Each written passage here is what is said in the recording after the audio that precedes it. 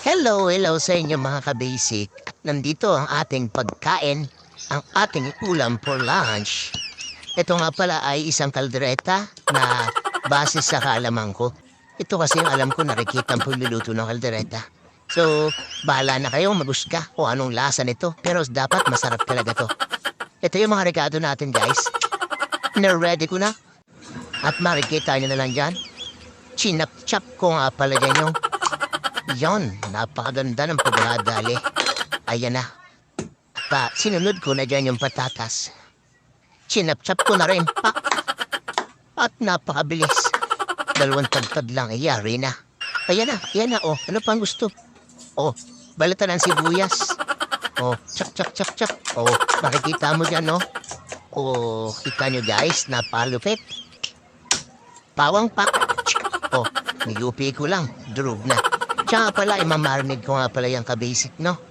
Yan, bawang at sibuyas, nilagay ko na. Nilagyan ko ng ketchup, toyo. Hindi nyo lang makita kasi hindi na nabidyuhan. Yan, inalo-halo ko lang, may paminta. May kaunting pampalasa. So, mamarinig nga pala natin yan muna, guys, now. At ang ating UFC ketchup, baka naman. At narito na rin ang Del Monte sauce natin. Baka din, at baka naman mapansin niyo yung vlog ko. Salamat ang marami, at baka lang naman. Tsaka ang pickles natin, shoutout sa inyo. Sana na may mapansin niyo yung video ko, hare. Salamat. Ayan, nga pala guys, bago yan, binatad ko yung aking niluluto. Yan, makikita nyo, naglaba muna ako dyan ng madalian. So, minarinade ko na rin muna dyan yung aking labahin kasi alam ko, matatanggal din ang husa yung dumi niyan. Ayan, nagpapit pa. Di naman cute.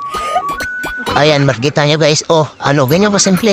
May narinig ko muna, maya lamang. Naglagay na ako ng kawali.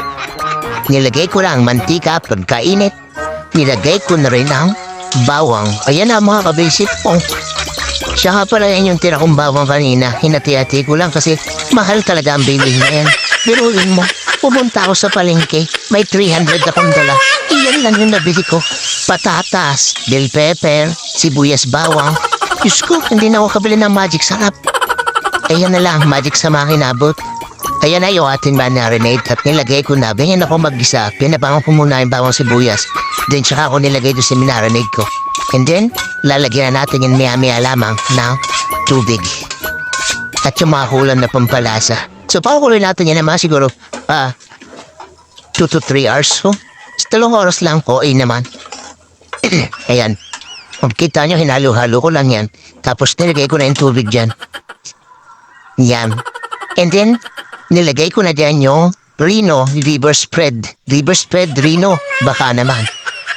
At binalikan ko nga pala muna yung aking ilaban. Kung makikita nyo, sinasampay ko na agad, no? Kinaya ko na kasi yung asawa ko dyan na kala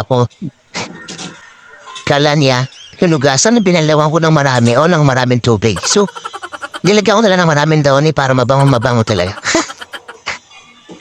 Okay. Ayan na mga kabisik, mapapansin nyo dyan, no? Op, may pagtingin pa. Huwag ka nang titingin pa. Kabisik ka. Magluto ko na lang maya-maya. Oh, okay. And sasampay na natin dito mga kabisik yan. Okay. Habang tayo nagpapakulo ng ating kaldereta, balikan na natin dahil halos 1 oras na yung nakalipas. Ayun na, makikita nyo kabisik, halos luto na. Ilang oras nga ba yung sabi ko? Ayun na, 2 hours nga pala. 1 oras at kalahati ko nga siya pinapaluan pero ayos na, masarap na yung lasa. Ayun, titikman na natin. Bago yan. Nag-request ang aking anak.